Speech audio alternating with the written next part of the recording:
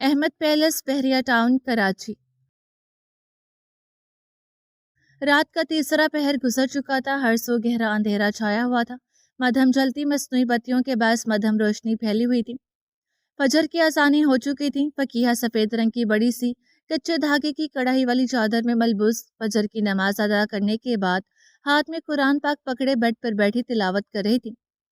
چادر گھٹنوں تک اس کے نازک وجود کو خود میں چھپائے ہوئے تھی۔ گھٹنوں سے نیچے کھدر کا سفید پاجامہ دکھائی دے رہا تھا۔ سفید چادر کے حالے میں اس کا معصوم چہرہ پرنور دکھائی دے رہا تھا۔ ترجمہ: اے ایمان والو، تم ہر مقتولوں کا قصاص لینا فرض کیا گیا ہے، آزاد آزاد کے بدلے، غلام غلام کے بدلے، عورت عورت کے بدلے۔ ہاں، جس کسی کو اس کے بھائی کی طرف سے کچھ معافی دے دی جائے تو اسے بھلائی کی اتباع کرنی چاہیے اور آسانی کے ساتھ دیت ادا کرنی چاہیے۔ تمہارے رب کی طرف سے یہ تخفیف اور رحمت ہے، اور اس کے بعد بھی جو زیادتی کرے اسے دردناک عذاب ہوگا۔ وہ بلند آواز میں آیت کا ترجمہ پڑھتی خاموش ہوئی تھی۔ آپ کو انتقام اور قصاص میں فرق جاننے اور پہچاننے کی سخت ضرورت ہے میری شہزادی۔ مجھے امید ہے کہ آپ جلد ہی اس فرق کو پہچاننے کی کوشش کریں گے۔ وقار صاحب کے الفاظ اس کی سماعت میں گونجتے اسے ساکت کر گئے تھے۔ دفتن کمرے کا دروازہ نوک ہوا اور وقار صاحب ہاتھ میں ٹرے پکڑے کمرے میں داخل ہوئے تھے۔ ٹرے میں رکھے کافی کے 2 مگ سے بھاپ اڑتی ہوئی فضا میں تحلیل ہونے لگی تھی۔ کیا ہوا ہے میری بیٹی کو؟ ایسے خاموش کیوں بیٹھی ہو؟ وقار صاحب سائڈ میز پر ٹرے رکھ کر اپنے کافی کا مگ تھامتے اس کے مقابل بیڈ پر بیٹھتے نرمی سے استفسار کر رہے تھے۔ بابا، کل آپ نے مجھے کہا تھا کہ مجھے انتقام اور قصاص میں فرق جاننے کی ضرورت ہے۔ کیا آپ مجھے سمجھا سکتے ہیں؟ قرآن پاک کی اس آیت نے مجھے میرے سوال کا جواب دے دیا ہے، لیکن میں آپ سے تفصیل جاننے کی خواہش مند ہوں۔ فقیہہ ان سے کہتی ان کی توجہ اپنے ہاتھ میں پکڑے قرآن پاک کی طرف کروا گئی تھی، جہاں سورۃ البقرہ کی آیت نمبر 178 کھلی ہوئی تھی۔ ترجمہ: اے ایمان والو، تم ہر مقتولوں کا قصاص لینا فرض کیا گیا ہے، آزاد آزاد کے بدلے، غلام غلام کے بدلے، عورت عورت کے بدلے۔ ہاں، جس کسی کو اس کے بھائی کی طرف سے کچھ معافی دے دی جائے تو اسے بھلائی کی اتباع کرنی چاہیے اور آسانی کے ساتھ دیت ادا کرنی چاہیے۔ تمہارے رب کی طرف سے یہ تخفیف اور رحمت ہے، اور اس کے بعد بھی جو زیادتی کرے اسے دردناک عذاب ہوگا۔ وقار صاحب آیت کو بما ترجمہ بلند آواز سے پڑھتے مسکرائے تھے۔ امپریسو، بہت جلد میری بیٹی نے اپنے سوال کا جواب ڈھونڈ لیا۔ وقار صاحب کافی کا گھونٹ بھرتے مسکراتے ہوئے اس کی تعریف کر رہے تھے۔ جی بابا، ابھی قرآن پاک کی تلاوت کرتے ہوئے یہ آیت میری نظروں سے گزری ہے۔ اب میں اس کی تفصیل جاننے کے لیے بے چین ہوں۔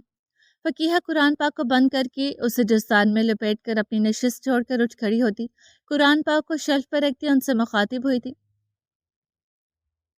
قصاص اور انتقام دونوں مختلف چیزیں ہیں فقیہہ۔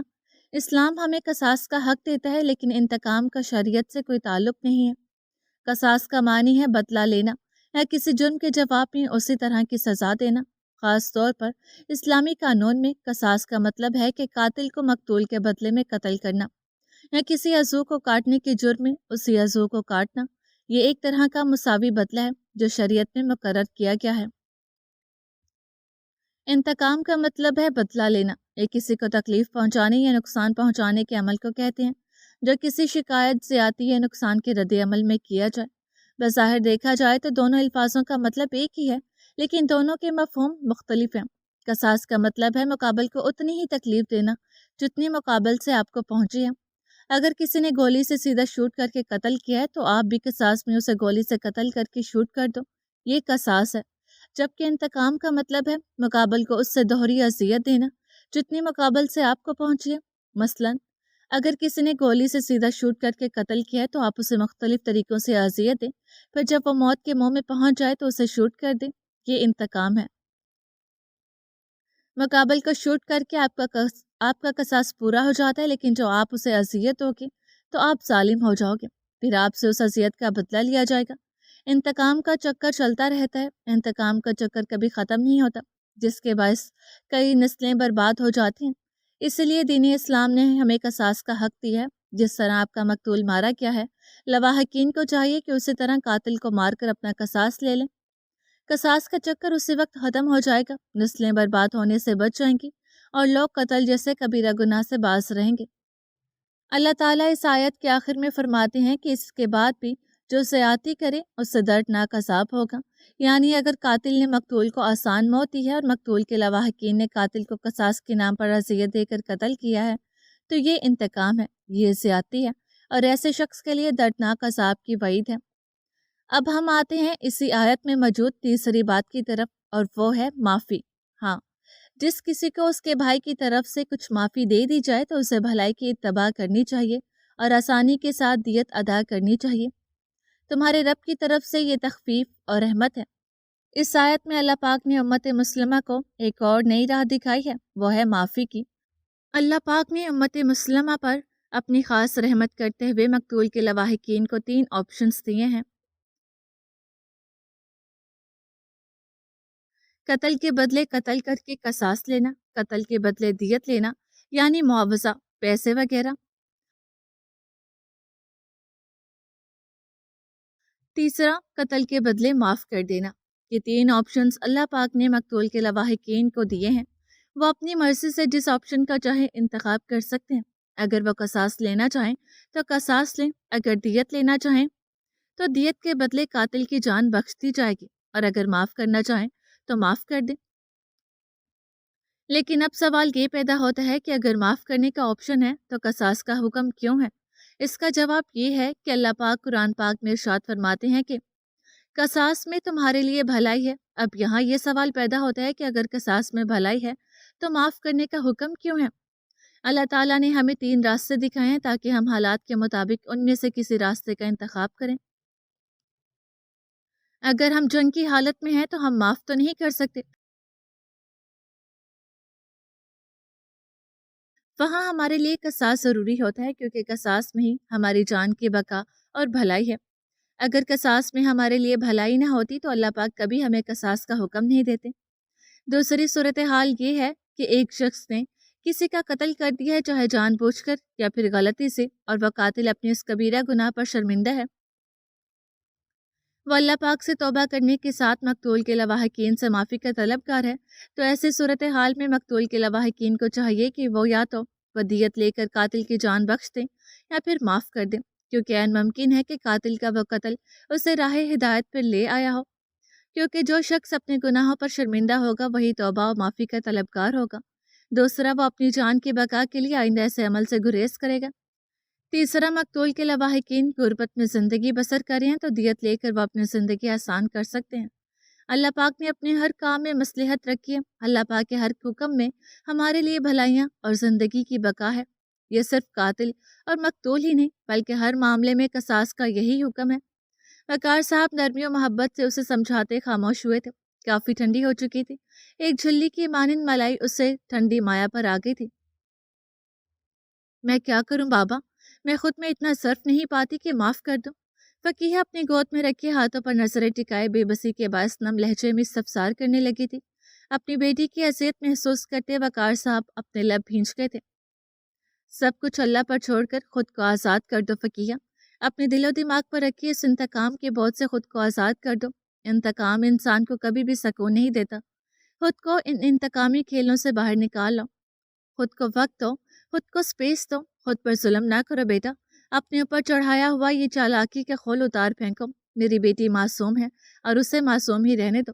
خود کو اپنی شخصیت کے ساتھ قبول کرو۔ جس دن آپ نے خود اپنی ذات کو قبول کر لیا آپ پرسکون ہو جاؤ گی، اور ایسا تبھی ہوگا جب آپ اپنے تمام معاملات اللہ پاک کے سپرد کر دو گی۔ میرا رب بہترین کارساز ہے فقیہ۔ وقار صاحب بے بسی سے اس نازک دوشیزہ کو دیکھتے اسے سمجھانے لگے تھے۔ میرے لیے اپنا ماضی بھولنا ناممکن ہے بابا۔ فقیہ گلاس وال سے طلوع ہوتے سورج کو دیکھتی نم لہجے میں انہیں جیسے آگاہ کر رہی تھی۔ سورج طلوع ہونے کے بعد روشنی چھن سے کمرے میں داخل ہو رہی تھی۔ فجر کی نماز ادا کرنے کے بعد فقیہ گلاس وال کے پردے ہٹا دیا کرتی۔ کافی پیتے ہوئے گلاس وال سے سورج طلوع ہونے کا منظر دیکھنا اسے بہت پسند تھا۔ آپ کو کس نے کہا کہ اپنا ماضی بھول جاؤ؟ میں تو یہ کہہ رہا ہوں کہ اپنے ماضی پر صبر کر کے آگے بڑھو۔ جو خوشیاں اپنی باہیں پھیلائے آپ کی منتظر ہیں ان کا مسکرا کر استقبال کرو بیٹا۔ وقت کسی کے لیے نہیں رکتا، انسان کو زندگی کی دوڑ میں ہر حال میں دوڑنا پڑتا ہے، ورنہ لوگ انہیں اپنے پیروں تلے رون دیتے ہیں، کچل دیتے ہیں۔ آج میری بیٹی کی زندگی کا بہت بڑا دن ہے۔ میں چاہتا ہوں آج میری گڑیا اپنے تلخ ماضی پر صبر کر کے اپنی خوشیوں کا خوش دلی سے استقبال کرے، اور مجھے امید ہے میری بیٹی مجھے مایوس نہیں کرے گی۔ وقار صاحب نرمی اور محبت سے مسکرا کر کہتے اس کے سر پر ہاتھ رکھتے اپنی نشست سے اٹھ کھڑے ہوئے تھے۔ انشاءاللہ میں پوری کوشش کروں گی بابا۔ فقیہہ نم آنکھوں سے مسکرا کر کہتے انہیں مان بخش گئی تھی۔ وقار صاحب محبت و شفقت سے اس کا ماتھا چومتے کمرے سے نکلتے چلے گئے تھے۔ فقیہہ ان کے جانے کے بعد اپنی نگاہیں گلاس وال سے باہر ابھرتے ہوئے سورج پر ٹکاتے ہوئے اپنی سوچوں میں گم ہوئی تھی۔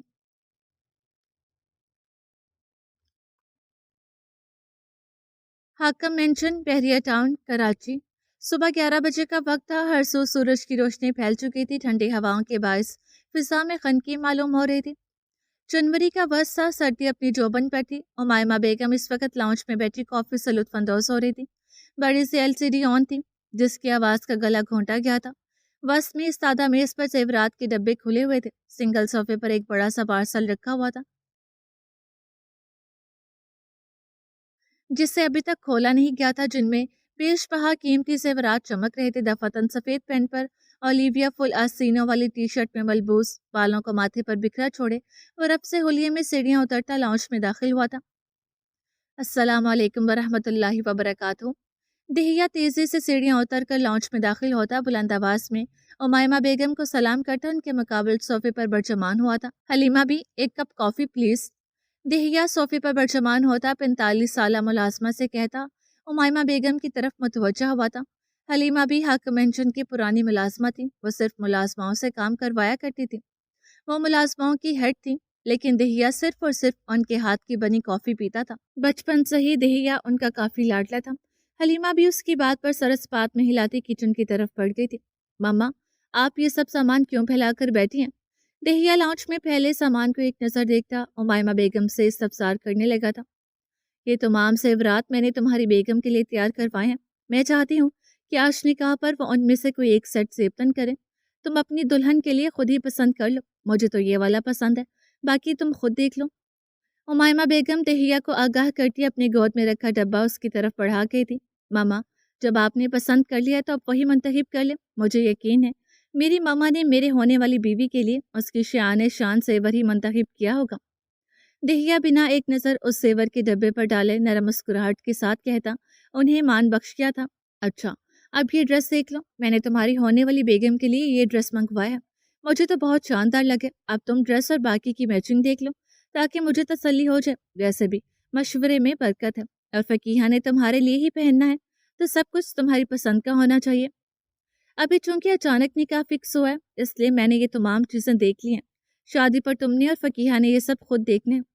اگر ابھی بھی وقت ہوتا تو میں فقیہہ کی پسند کو ترجیح دیتی، لیکن نہ ابھی ایسے حالات ہیں اور نہ ہی اتنا وقت ہے، اس لیے تم دیکھ لو۔ اگر ڈریس وغیرہ کچھ پسند نہ آئے تو اپنی پسند سے ارینج کر لینا۔ امائمہ بیگم پارسل باکس سے ڈریس نکال کر دہیہ کو دکھاتی ساتھ اسے ہدایت بھی دے رہی تھی۔ ماما، یہ ڈریس بہت شاندار ہے، ساتھ میں یہ میچنگ جویلری 4 چاند لگا دے گی۔ کس بوتیک سے آرڈر کیا آپ نے یہ ڈریس؟ دہیہ توصیفی نظروں سے ڈریس کو دیکھ کر تعریفی جملے کہتا سوال کا ہوا تھا۔ ڈریس اسے سچ میں بہت پسند آیا تھا۔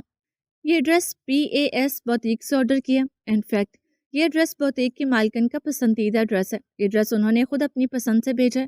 میں نے بس انہیں یہ کہا تھا کہ مجھے اپنی بہو کے لیے اپنی شایان شان کوئی نکاح کا ڈریس چاہیے، بس بھی ڈریس تمہارے سامنے ہے۔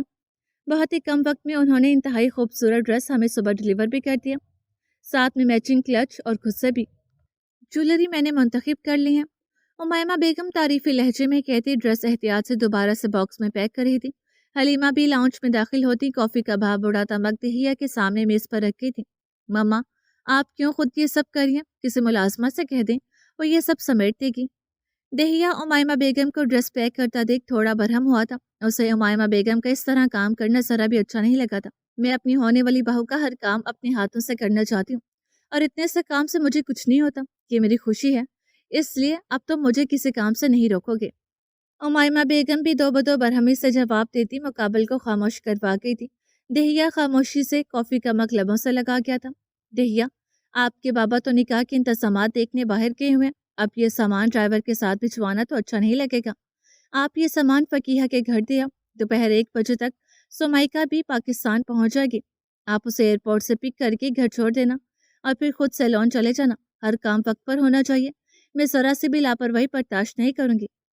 हमें वक्त पर पहुंचना होगा। मैं नहीं चाहती कि वकार भाई हमारे किसी भी अमल से किसी गलत फहमी का शिकार हो जाए, इसलिए हर काम अच्छे से और वक्त पर होना चाहिए। उमायमा बेगम मुकाबल को आगाह करती सख्ती से हिदायत दे रही थी। मेरी प्यारी मामा, आप बिल्कुल भी परेशान हो, इंशाल्लाह हर काम वक्त पर और अच्छे से हो जाएगा। देहिया मोहब्बत भरी नजरों से अपनी माँ को देखता उन्हें तसल्ली देने लगा था। उमायमा बेगम का हर अमल उनकी बेइंतहा खुशी का गवाह था। वो हर मामले को लेकर बहुत ज्यादा हसास हो रहे थे। खबरदार, नाश्ते के बगैर यहाँ से हिले भी तो। पहले अच्छे से नाश्ता करो फिर जाना। इतने में सामान गाड़ी में रखवा देती हूँ। उमायमा बेगम सख्ती से तंबीह करती मुलाजमा को हिदायत देने लगी थी। मुलाजमा उनकी हिदायत पर अमल करती सामान उठाकर बाहर की तरफ पड़ी थी। हलीमा भी, आप प्लीज दहिया के लिए हेल्दी सा नाश्ता तैयार करवा दे, फिर उसने जाना भी है। उमायमा बेगम हलीमा बी को हिदायत देती तमाम जेवरात की डब्बी एक एक करके बंद करने लगी थी। दहिया खामोशी से घूंट घूंट काफी अपने हलक में उतारता अपनी माँ की तमाम कार्रवाई देख रहा था।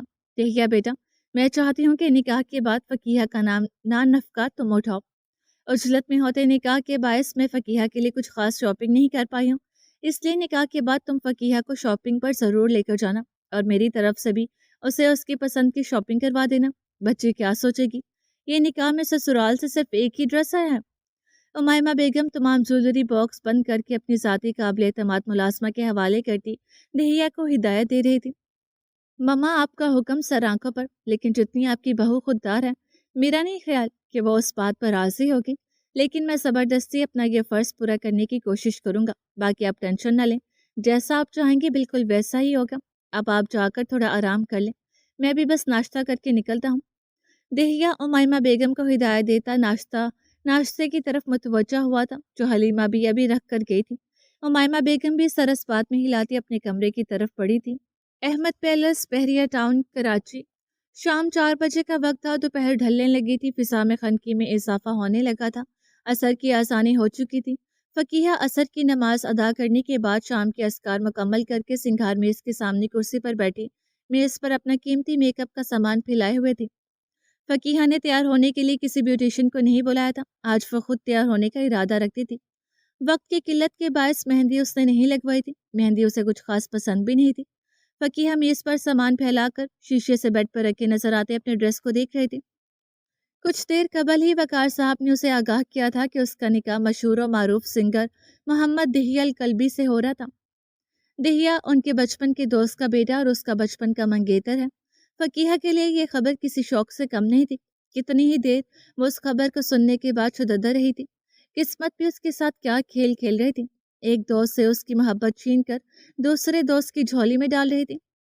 अमार के साथ हुई ज्यादती पर उसका गिल्ट बढ़ने लगा था। जब से वो खामोशी से संजीदगी से हर काम को तरतीब दे रही थी, उसका दिमाग मुख्तलिफ सोचों का शिकार था। लेकिन ऐन वक्त पर वो उस निकाह से इनकार करके खुद का और अपने बाप की इज्जत का तमाशा नहीं लगाना चाहते थे। वो अपना मामला अल्लाह के सपुर्द करके खुद को हालात के धारे पर छोड़कर अल्लाह की रज़ा में राजी हुई थी। निकाह के लिए तैयार होने लगी थी। अपने निकाह का ड्रेस देखकर उसे कोई हैरत नहीं हुई थी, क्योंकि उसे मालूम था कि मिसेस अमात ने ही ये ड्रेस अपनी होने वाली बहू के लिए ऑर्डर किया था। और वो ये बात जान चुकी थी कि उनकी होने वाली बहू कोई और नहीं बल्कि वो खुद है। फकीहा संजीदगी से अपने खूबसूरत तीखे नकूश पर अपने माहिराना हाथों का जादू बिखेरती उन्हें मजीद संवारने लगी थी। तकरीबन 1 घंटे की मेहनत के बाद वो खुद को संवारने में कामयाब हो चुकी थी। फकीहा एक तायराना नजर अपने तीखे नकुश पर डालकर तसल्ली करती अपनी नशित से उठ खड़ी होती बेड की तरफ पड़ी थी। बेड से कपड़े उठाकर वो ड्रेसिंग रूम में दाखिल हुई थी। तकरीबन 15 मिनट बाद वो अपना ड्रेस बमुश्किल संभाले ड्रेसिंग रूम से बाहर निकलकर दोबारा सिंगार मेज के मुकाबले आई थी। फकीहा ने अभी सिर्फ कमीज से तन की थी, साथ सादा सा सफेद ट्राउजर पहना हुआ था। घेर की ज्यादती के बायस उसका इरादा गरारा मुकम्मल तैयार होने के बाद पहनने का था। फकीहा अपने घुटनों तक आते लंबे खूबसूरत बालों को सुलझाकर उन्हें माहिराना हाथों से स्टाइल देने लगी थी। लंबी और सिल्की होने के बायस उसे हेयर स्टाइल बनाने में तकरीबन आधा घंटा लगा था। हेयर स्टाइल बनाने के बाद वो जेवरात का बॉक्स खोलकर बारी बारी तमाम चीजें जेबतन करने लगी थी। आज पहली दफा वो इतना हैवी तैयार हुई थी। वो हमेशा से मेकअप, ज्वेलरी और ड्रेस लाइट ही पसंद करती थी। तमाम जेवरात पहनने के बाद वो सूट का मैचिंग भारी दुपट्टा अपने सर पर पिन्नों की मदद से सेट करती बेड की तरफ बढ़ी थी। सफ़ेद ट्राउज़र पर वो सफ़ेद ही घेरदार गरारा पहनकर मैचिंग खुद से पहनती वो बिल्कुल तैयार थी।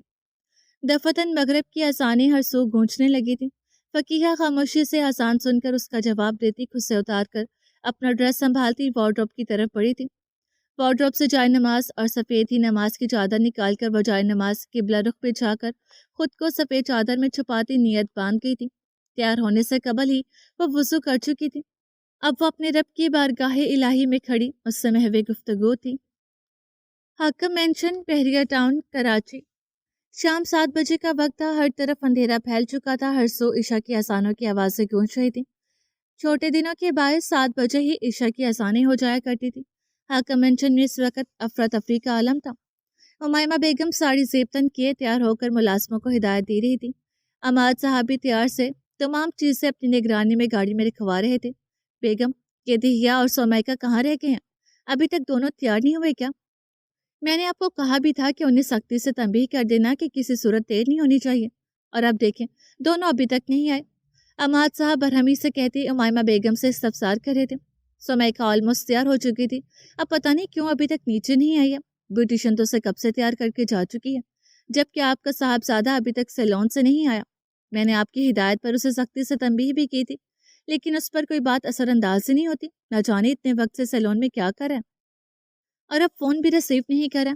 उमायमा बेगम उन्हें सफाई देती मुलाजमा को सोमाइका के कमरे की तरफ भेज चुकी थी। मेरे प्यारे मामा बाबा, क्यों परेशान हो रहे हैं? मैं बिल्कुल तैयार हूँ।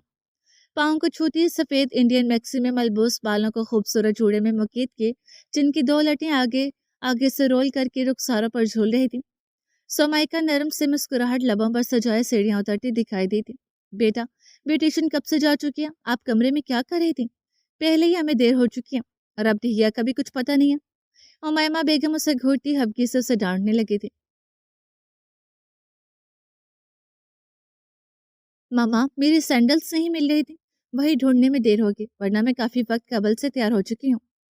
अब सब तैयार हैं तो देर किस बात की है? भाई से कहें कि सीधा बैंक्वेट में पहुंच जाए, वरना हमें और भी ज्यादा देर हो जाएगी। सोमाइका लाउंज में दाखिल होती परेशानी के सबब उमायमा से कहने लगी थी, नहीं, इस तरह बहुत बुरा लगेगा। दूल्हे के बगैर भी कोई बारात जाती है क्या? अमाद साहब ने मुकाबल की बात से फौरन इनकार किया था। लेकिन बाबा, भाई भी तो अभी तक नहीं आए, अब हम क्या करें? वक्त भी ज्यादा हो रहा है, वो लोग हमारा इंतजार कर रहे होंगे। सोमाइका अब अमाद साहब से मुखातिब हुई थी। आप परेशान ना हो गुड़िया, मैं कॉल करके देखता हूँ, शायद अब रिसीव कर ले। अमाद साहब उसे तसल्ली देकर अपने फ़ोन में नंबर डायल करते लॉन्च में टहलने लगे थे। बाबा मुश्किल अपने गुस्से पर सबत किए हुए थे। सख्त इश्ताल के बायस उनका चेहरा सुर्ख होने लगा था। माथे और हाथों की रगें तनी हुई थी। अब अगर आपके साहबजादे ने मेरा फ़ोन नहीं रिसीव किया, तो मैंने उसकी अपने जूतों से खातिर मदारत करनी है। मैं भूल जाऊंगा कि आज उस नाहिनजार का निकाह है। अमाद साहब मुसलसल दहिया का नंबर डायल करते उमायमा बेगम को आगाह कर रहे थे। अब सच में वो परेशान हो रहे थे। दहिया उनकी एक कॉल भी रिसीव नहीं कर रहा था। अस्सलाम वालेकुम वरहमतुल्लाहि वबरकातुहू। आप सब तैयार हैं? दफतन दहिया बिल्कुल तैयार लाउंज में दाखिल होता बुलंद आवाज में सलाम करता इस्तफसार कर रहा था। बहुत मेहरबानी साहबजादे कि आप अपनी तशरीफ का टोकरा ले आए हैं। माजरत, हम आपके इस्तकबाल में फूल की चादर बिछाना भूल गए। अमाद साहब मुकाबल को गुस्से से घूरते दांत पीसते हुए तंज के तीर बरसा रहे थे। क्या हो गया बाबा, आप क्यों इतना आग बगोला हो रहे हैं? दहिया उनका सुर्ख होता चेहरा अपनी हंसी जबत करता उन्हें शदीद इश्ताल दिला गया था। शुक्र करो दहिया कि आज तुम्हारा निकाह है, वरना तुम्हारी आज की हरकत पर मैंने तुम्हारा जूतों से इस्तकबाल करना था। अब मुँह क्या देख रहे हो? सब लोग गाड़ी में बैठो, हमें जल्दी ही निकलना है। पहले उस नाहिनजार के बायस बहुत देर हो चुकी है। अमाद साहब दहिया को सुनाकर सोमाइका और उमायमा बेगम को मुखातिब करके दहिया को घूरते बाहर की तरफ पड़के थे। दहिया उनकी डांट को एक कान से सुनकर दूसरे से निकाल कर शानियां चुकाता हंसता हुआ बाहर की तरफ पड़ गया था। उमायमा बेगम हफ्की से अपने सपूत को घूरती बाहर की तरफ पड़ी थी। सुमाइका भी तासुब से अपने भाई को घूरती उमायमा बेगम के हमरा बाहर की तरफ पड़ गई थी। कुछ देर बाद ही एक के बाद एक न्यू मॉडल गाड़ियां हाका मेंशन से निकलती चली गई थी। गाड़ियां कतार से सड़क पर दौड़ती बैंक्वेट की तरफ रवाना हुई थी।